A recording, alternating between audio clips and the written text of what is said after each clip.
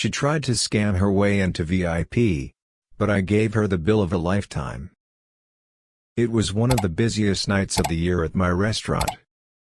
The dining room was packed, every table reserved months in advance.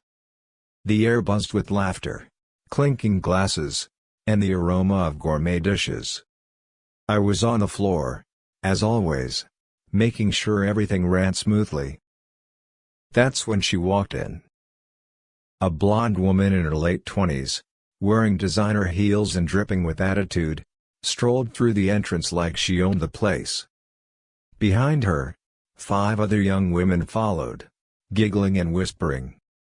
She walked straight up to me and, without even looking at the reservation list, announced, "We need a VIP table. The owner is a personal friend of mine." I stared at her for a moment, suppressing a smirk. I am the owner. And I had never seen this woman before in my life. But instead of calling her out, I decided to play along. "I see," I said, nodding. "What name is the reservation under?" She rolled her eyes like I was wasting her time. "Oh, I didn't book one. But it's fine. He always keeps a table open for me." Now, this wasn't entirely false. I did keep a few VIP tables available for high-profile guests, celebrities, influencers, people who brought business to the restaurant. But this woman was not one of them. I glanced around the packed dining area, knowing full well there were no available tables except for one, the most exclusive VIP table, usually reserved for A-list guests. If she wanted to act like a big shot, I was going to treat her like one, with a twist. "Of course, ma'am," I said smoothly, putting on my best customer service smile. "Right this way." She shot me a smug grin and turned to her friends. "See? I told you. I get special treatment here." Her friends cheered her on, completely oblivious to the fact that they were walking into a trap. I led them to the VIP section, seating them at a premium table that, under normal circumstances, cost thousands just to reserve. As they settled in, I kept up the act, even offering them 3 rounds of complimentary drinks, the perfect way to lower their guard before the real fun began. Little did they know, this night wasn't going to end the way they expected. As soon as Jessica and her friends settled into their seats, they acted like they owned the place. Their VIP table was in the prime spot, near the floor-to-ceiling windows, under dim, elegant lighting, with a perfect view of the restaurant's open kitchen. It was the table reserved for celebrities, but tonight, it belonged to them.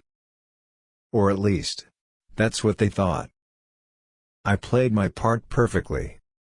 With my best professional smile, I offered them the first 3 rounds of drinks on the house, a small luxury we sometimes provided for actual high-profile guests. Jessica smirked, flipping her hair as she turned to her friends. "See?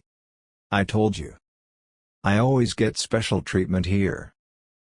Her friends squealed in excitement, completely oblivious to the fact that they were walking into a trap. "What's your best cocktail?" one of them asked, barely glancing at the menu. "Our VIP menu has some exclusive options," I replied smoothly. "Handcrafted, imported liquors, rare ingredients, our specialty drinks are something you won't find anywhere else." Jessica waved a hand dismissively. "Whatever's the most expensive. We'll take a round of those." And with that, the night began. Since the VIP menu didn't have listed prices, they had no idea what they were actually ordering. Every cocktail they sipped cost well over $50, and that was just the beginning. As their drinks kept coming, so did their ridiculous attitude. At one point, one of Jessica's friends, who was clearly tipsy, turned to me and laughed in my face. "Be honest," she slurred, swirling the liquid in her glass. Don't you feel like your life is kinda meaningless? I mean, you're just a waiter, right?" I froze for a split second, but I didn't let my expression change. That was it. The final push I needed. I had half considered letting them off easy, but that comment? That arrogance? That was exactly why I had to see this through. They had no idea the bill they were racking up. No idea that every sip, every bite, every condescending remark was adding to a price tag that would leave them stunned. And I was going to make sure they paid every last cent. Jessica and her friends had no idea what they were walking into. The drinks kept flowing, their laughter growing louder with each round. They clinked their glasses, took selfies, and tossed back cocktails like they were invincible.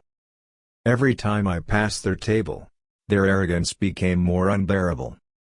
They treated me like I was invisible, just another nameless server beneath them. And the bill? It was growing fast. Beyond the premium cocktails, they had ordered from our exclusive VIP menu, which featured the most luxurious items available. Imported Wagyu steak, fresh West Coast oysters, white truffle risotto, dishes reserved for guests who didn't have to ask about the price. Since VIP menus didn't list costs, they had no idea that each plate alone was more than what most people would spend on an entire meal. But to them, none of that mattered.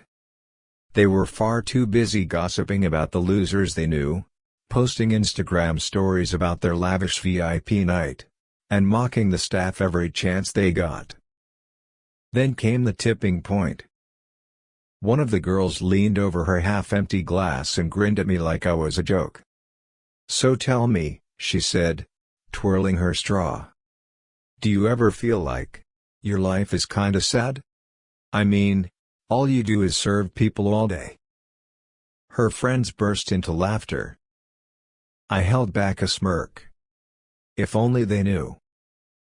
I simply nodded, playing along. "It has its moments," I said with a polite smile, before subtly sliding another round of $80 drinks onto the table. They didn't even notice. By the time the main courses arrived, they were already tipsy, laughing too hard, talking too loudly, completely unaware of how deep they were digging themselves. More drinks. More expensive dishes. Their egos were writing checks their wallets couldn't cash. And then, finally, it was time for the best part. As the night wound down, I walked over with the bill in hand, the grand total, $4,200. I set it down in front of Jessica with the same polite smile I had worn all evening. She barely glanced at it at first, waving me off with a lazy hand. "Just bring the check back with my card." Then, she actually looked at the numbers. And in an instant, her entire world came crashing down. Jessica's smug smile vanished in an instant. She stared at the bill as if the numbers might change if she looked long enough. Her eyes darted across the page, scanning each line item, minus $80 cocktails, imported truffle risotto, Wagyu steak, premium oysters, service fees. It was all there, in black and white, and there was no escaping it. Her friends, once laughing and carefree, fell into stunned silence. One of them reached for the receipt, double-checking the math on her phone. Another nervously whispered, "Wait, how much was each drink?" Jessica swallowed hard, then turned to me, trying to compose herself. "This has to be a mistake," she said, forcing a laugh that didn't quite land. "Right?" I kept my face neutral. "No mistake, ma'am. This is your total." She snapped. "Are you serious? This is insane. There's no way a dinner for 6 people costs over $4,000. I tilted my head slightly, staying calm. "You ordered from our VIP menu, which features premium, high-end dishes and cocktails. You also had several rounds of drinks. And, as a courtesy, we provided 3 complimentary rounds, which have already been deducted. Her face twisted with frustration. Okay, well, just take some off. Like, half. I mean, you said you know the owner, right? He'd be fine with it. That was it. With a slow breath, I leaned in slightly. Jessica, I said, lowering my voice. I am the owner. Silence. The color drained from her face. Her lips parted slightly, but no words came out. Her friends looked at her in shock. One even let out a small "wait, what?" under her breath. Jessica's hands trembled as she clutched her phone. Then, as if suddenly remembering a lifeline, she whipped out her screen and shoved it toward me. See? I have messages from the owner right here. He told me I could have a discount. I glanced down. The texts were clearly faked, probably edited while she was in the bathroom, scrambling for a way out. I sighed and shook my head. That's not my number. Jessica's jaw clenched. Her fingers tightened around her phone. She was cornered, and she knew it. Then, in true entitled fashion, she exploded, her voice rising, hands flailing, trying to salvage what little power she had left. But this was my restaurant. And I was done playing games. Jessica's meltdown was spectacular.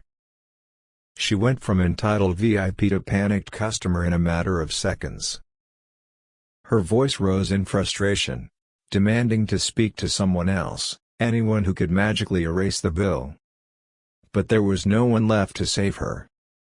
I was the owner. I made the rules. Her friends sat frozen, too embarrassed to speak. They had followed her lead all night, basking in the illusion of luxury she had sold them. Now, they were realizing the truth: Jessica didn't know the owner. Jessica didn't have special treatment. Jessica had no way out. Desperate, she tried one last tactic. Tears. She bolted to the bathroom, and when she returned, her makeup was fresh, but her eyes were red. She forced a shaky smile, her voice softer now, dripping with fake innocence. The food wasn't even that good, she said, sniffing. The drinks were too strong. Honestly, I think we should get at least a discount. I didn't even blink. No. She gasped, like I had just insulted her to her face. No? I crossed my arms. No. You sat at one of the most exclusive tables in the house, ordered bottle after bottle of premium liquor, and racked up thousands of dollars in food. You enjoyed every minute of it, until you saw the bill. You're paying for everything. Her mouth opened and closed like a fish out of water. She had nothing left. I watched her slowly accept defeat, reaching for her purse with trembling hands. She pulled out her credit card and signed the bill in tears. But the best part? Her friends barely helped. They handed her crumpled 20s, whispered half-hearted "I'll Venmo you later," and pretended to check their phones. It was clear, they were leaving Jessica to take the hit alone. As she stormed out, I thought that would be the end of it. I was wrong. 2 days later, her furious father marched into the restaurant, demanding to know why his daughter had a $4,200 charge on her card. I took him to my office, pulled up the high-quality security footage, and let him watch everything. Every cocktail order. Every insult. Every entitled demand. He turned bright red, not from anger at me, but at her. Jessica left that night humiliated. Her VIP fantasy was over. And to this day, I keep a framed copy of the bill in my office, a perfect reminder that karma always comes for the entitled. Fire, what do you think? Let's talk. Fire. If you were in the owner's shoes, would you have handled it differently? Do you think Jessica got what she deserved? Or was the revenge too harsh? Let us know in the comments below. Have you ever encountered an entitled customer or witnessed someone get exactly what they deserved? Share your wildest restaurant or customer service stories. We're reading every comment, dinner, speech bubble. And if you enjoyed this story, don't forget to like, subscribe, and hit the bell for more insane real-life stories. Rocket, fire.